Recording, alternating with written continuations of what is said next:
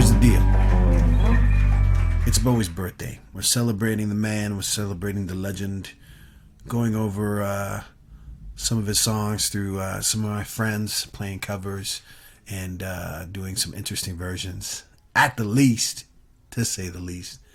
And I'm also talking to people. When I asked my friends if anyone would be willing to talk about Bowie in any capacity, a good number responded. But, you know, I'm only able to talk to a few who actually are willing to bare their soul about Bowie. And I'm glad this next gentleman is... Oops, I'm still here. I'm glad this next gentleman is down to do so. He's an old friend of mine from Hartford, Connecticut. His name is Kurt Zimmerman. Let me bring his ass up. Kurt, come on up, man. Hello. How you doing, brother? What's up? How we doing, Gio? Happy birthday, Bowie. Happy birthday, Bowie. 2120. He would have been 74 years old today. 74. Or yesterday, yeah. Yeah, wow. Still younger than my mom, but Jesus. He was just shy of the World War II era. That's crazy. Yeah. Born in 47, I think. Yep, sounds like it. Your math sounds good. It's memorized. Just like back in the day. No. How you been, man? How's 2020 been for you? 2021's been awesome. It's been a riotous start, man. Nothing like it. Whoop. Don't mean to get political there, everybody. Let's keep it to Bowie. Let's keep it to Bowie. Because Bowie was universal. Bowie touched on everything. He did, but he was also, and we'll get talking to about it later, he was definitely had a political strain in his philosophy of his music and his lyrics. Absolutely. Anything to push the limits and push the boundaries of what was expected. Yeah. Yeah. You when I asked you the question, you came to me with this thing that you were like, I just want to talk about the first 3 songs on Let's Dance being the first 3 songs on any album, best first 3 songs on any album of all time, and I want you to kind of elaborate on that for me, because I love that album, and I feel like 80s Bowie does not get enough credit. Well, that's the first Bowie I was exposed to, was 80s Bowie. I was 9 at the time when Let's Dance came out. So, you know, I was just Stop bragging. What? 9? Oh, sorry. Too old? Too young for you? What's up? Oh, wow.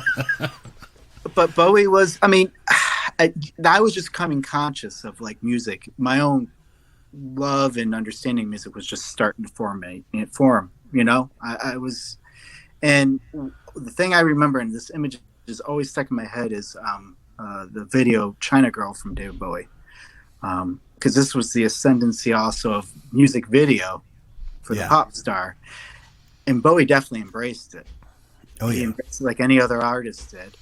And when I was looking back to 83, I didn't realize how many huge artists had huge albums that came out that year. Like MJ came out with Thriller. U2 with War, you know, there was a Flashdance soundtrack, or What a Feeling, you know, Men at Work, or even Def Leppard. I mean, it was crazy. You looking back, don't knock the Flashdance soundtrack, man. No. I'm a maniac. Maniac is a floor scorcher. That's right. That's a real banger, bro. And even one of my favorite groups later in life, probably one of my all-time favorite groups, New Order, came out with Power, Corruption, and Lies. But there was Bowie. And like I said, it's just that video, China Girl, there was something exotic to me. It was something different about his stylings. And his music was unabashedly pop at that time. He embraced it. And I think that's why I took it so easily. And, you know, after I, consumed that album, there was so much music out there. 84 came and blah, blah, blah. Bowie kind of dropped off the screen for me. Mm-hmm. And I don't mean that in a negative way, because obviously he made an impression. Because the pop landscape was just crazy. I mean, you said 83 was a big year. 84 and 85 were huge years in radio music. Iconic albums that are still with us today. And so you just... whatever. He released a couple albums later, a few years, Tonight, I guess a couple years later, and Yep. Never Let Me Down by the end of the century, a decade, I mean, and Yep. but it was definitely going downhill from Let's Dance. And it's something that's okay. It was downhill as far as his popularity, Yeah, but not as his ability as a musician. I mean, Bowie. It's weird how. no, And I did a little background on it. It was weird that Let's Dance was he produced that album with Niles Rodgers, and it was with his own money. And what I didn't realize, and then he had to make it with his own money, and then EMI picked him up, but for a huge contract at the time, $17 million to sign him for. yeah, because he had made the choice to make some hits. Yep, he consciously did, and he picked Niles Rodgers over the other fellow that was his producer on previous albums. His name doesn't come to me at the moment, because he knew Niles could bring him hits, and Niles Rodgers, that sound, that chic sound is in there. That disco type of sound is in there. Yeah. That these are 3 danceable hits that I'm talking about, and that appeals to me too. Yeah. But when I mentioned to you before, Bowie kind of dropped off the screen, and then the '90s came and grunge came, which was like it was the counter to the glitzy glam pop of the '80s. Yeah. Totally was. And then Nirvana covers this song for their Unplugged album that just destroyed me. It was The Man Who Sold the World. I'm like, that's a great tune. Is that them? And it wasn't, obviously. I think Kurt Cobain, if I'm not mistaken, credited Bowie before he performed the song on the MTV Unplugged album. And then I heard Bowie's original, the original from Bowie, and I was just blown away. And I'm like, oh, this is. Yeah, I mean, Nirvana's cover is pretty faithful.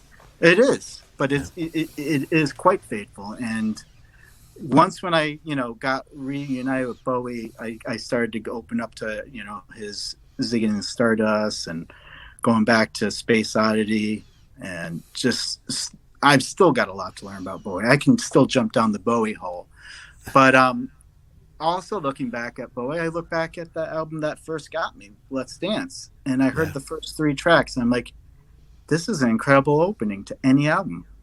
I can't name an album off the top of my head right now that 3 tracks like that are amazing, and China Girl still to me is amazing. Just the way it opens with that, that guitar riff I know it's kind of like Oriental sounding, for a lack of a better term, but it just draws you in. Yeah, it's hypnotic. It's hypnotic. I mean, it's totally hypnotic. You go from to the pop-up party that is Let's Dance.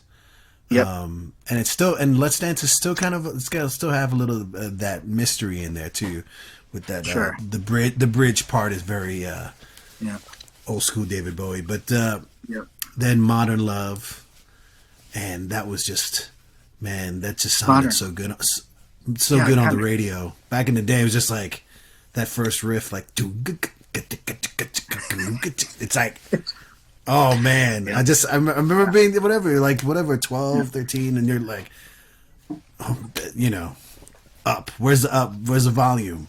Right away. Yeah. And then China Girl, China Girl was just like, that I don't know what he's singing about. I don't know what this is. And that little guitar part was done by Stevie Ray Vaughan, and I had no clue. That was Stevie Ray Vaughan's breakout right there, man. He was an unknown he's all over that album, man. He's all over that album, and he credits Bowie for finding him, and it's crazy. Bowie brought so much talent. Looking back at it, I didn't know at the time. I was 9. I had no idea who Stevie Ray was. I know who Chic was, but I didn't know who Niles Rodgers was. But man, it's amazing. It's amazing. Bowie's, and even to this day, Niles Rodgers credits Bowie just for just making that happen, because to him that was a music affirming event for him. I mean, I was reading up on Let's Dance and Bowie and that meeting between Niles and Bowie before they started dropping the demos and all that for that album. And the admiration for that guy is never ending. I mean, their professional relationship had a schism after that album, and he feels like Bowie didn't credit him enough for the work he did on it. But Bowie, there was something Bowie said. I forgot what he said, but he said something about he credits Niles for he credits Niles for getting him to write a song that opens with a chorus, and he's the only man who could do that.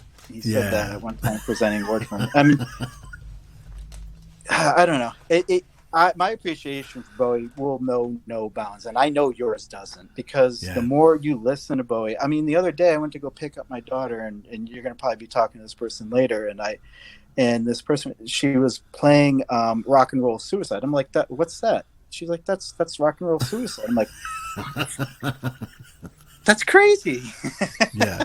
So of course I went back, listened to it. I'm like, well, I mean, here's the thing. It's just as a fan, I know that your opportunities for Bowie enlightenment are endless, and you will be highly rewarded, Grasshopper.